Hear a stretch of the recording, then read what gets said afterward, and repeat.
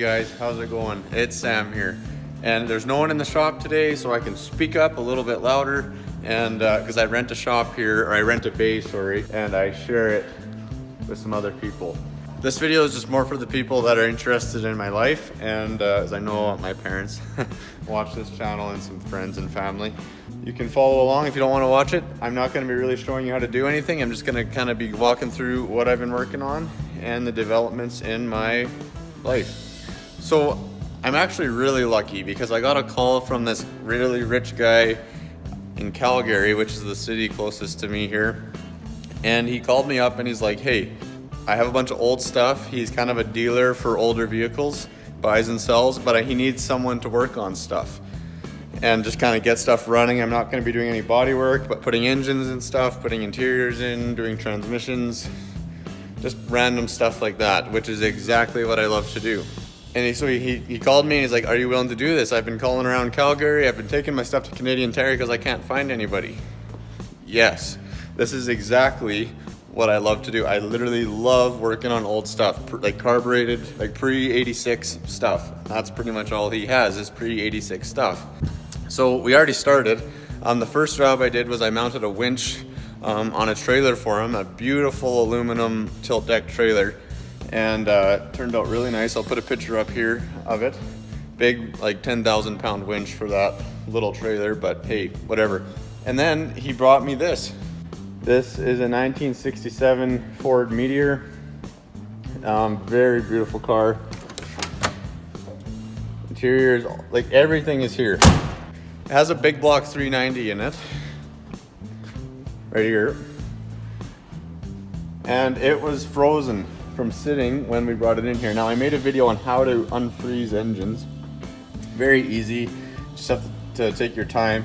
But we got it running yesterday at Fuel Pump Works, and now I'm actually just working on the gas tank because it sat for so long that it started to gum up in there. Then I resealed the inside of the tank. It works really good. If you want me to make a video on how to do that, just leave a comment and I'll do one of my own trucks and make a video on how to do that. It's very easy, just a bit time consuming. We put a set of points in here, gapped them and everything, and put a set of plugs and whatnot, and it actually runs quite nice. There's a little bit of a tick on passenger side bank here, but whatever, I think it's probably just a stuck lifter, so we'll let it run. It hasn't run for a long time. It actually runs really smooth except for that little tick, but it sounds like a loose rocker or a lifter, so hopefully that'll go away. Now my other thing I've got going here is this 85 C10. Now I picked this thing up for 400 bucks. Now, I just say that to tell you that there still are deals out there available for the taking. Now, this thing has 218,000 on it. Obviously, it's a little bit rough. It has some pretty significant rust back here. But, you know, it has all the beauty rings. I have some great tires on it. It has a nice box liner in there. And there's some stuff in there. But the interior, like maybe you can't tell, but it's actually super clean. All the gauges work. The only thing that doesn't work is the radio. Even the cruise control works. Pop the hood here. And we'll take a look under here. Now, it's very original, which I am stoked on. We've got AC, we've got cruise control. We've even got the factory jack there. The only aftermarket wire is this one green wire, which I don't actually know what it's for. I think it's for the brake lights or brake something with the brake wiring for the trailer.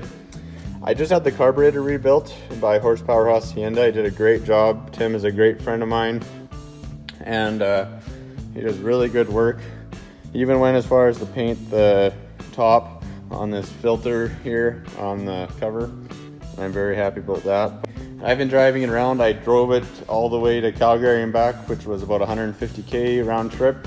That was its first maiden voyage, and it did great. I'm stoked. All the lights work. I had to do a little bit of wiring fix, but mostly just bulbs. Front bumper is perfect. Rear bumper is a little bit bent. Put a new windshield in it.